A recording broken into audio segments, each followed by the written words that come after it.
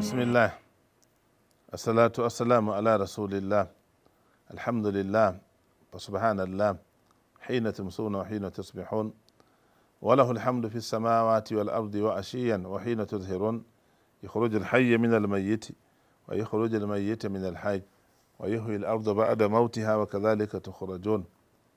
Amma ba'du, yan uwa masu albarka, assalamu alaikum wa rahmatullahi wa barakatuh. Muna nan dai cikin zurin magana akan magana tasbihi.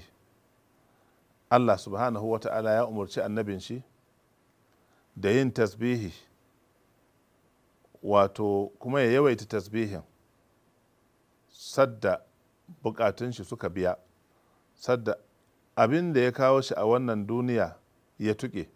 Allah maɗaukin sarki ya ce idza jaa nasrullahi wal fatahu wa ra'aitan nasa yadkhuluna fi dinillahi afwaja, sai ce fasabbih bihamdi rabbika wastaghfirhu innahu kana tawwaba.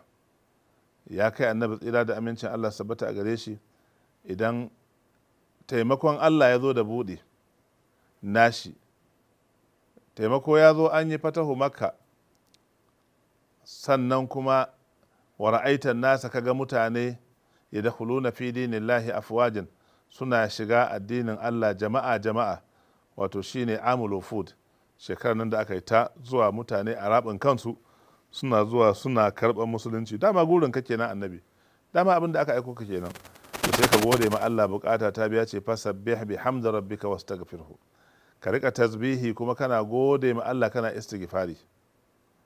Dama can shi Allah subhanahu wa ta'ala innahu kana tawwaban, shi mai yawan karɓar tuba ne ga bayi.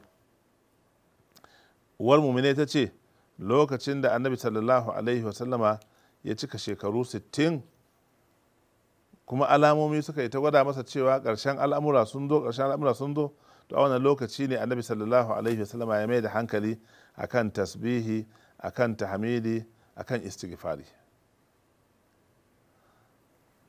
Don haka da ya ce fasabbih bihamdi rabbika wastaghfirhu, ka yi tasbihi kana mai gode mahalicinka kuma kana tuba.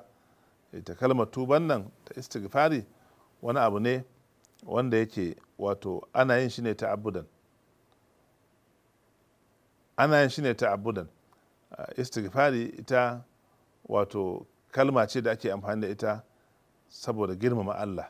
Shi yasa ma lokaci ita istighfari, in za a rika yin istighfari to mafi yawa sai a bayan an gama ibada ne, ba sai a cikin a ce sabo mutum yayi ba sai an yi sabo ba. a istighfari shi wani abu ne wato daban, kuma tuba wata abu ce daban.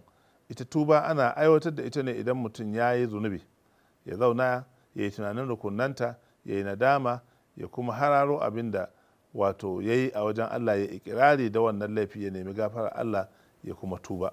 Amma istighfari idan ka gama sallah sai ka ce astaghfirullah astaghfirullah astaghfirullah. In ka fito daga ban daki ka ce gufranaka. Duk wasu abubuwa wanda yake na ibada ma an gama su ana istighfari bayan su. To kuma haka mutum zai zauna ya yi istighfarin. Manzon Allah tsira da amincin Allah sabata gare shi ya ce wallahi inni la astaghfirullah wa atubu ilaihi fil yawm akthar min 70 marra. Ina istighfari, ina tuba zuwa ga Allah fiye da sau 70. To ga wani abu ne wanda yake ya shafi abinda mutum zai yi ta'abbudan lillahi subhanahu wa ta'ala, wato don bauta ga Allah, ba wai wato a tuba ba ce ba. Ita tuba da Allah ya ce innahu kana tawwaban, shi mai yawan karɓar tuba ne. To idan mutum ya san yayi wani abu kuma wanda yake wato na kuskure ne takamaimai da zai nemi gafara Allah kan shi, sai ta samma wannan abin da irin sifofin tuba da ake bukata dan adam ya cika, kuma zai samu Allah mai gafara mai jin kai. Muna roƙon Allah subhanahu wa ta'ala ya mana tawfiki. Wassalamu alaikum wa rahmatullahi wa barakatuh.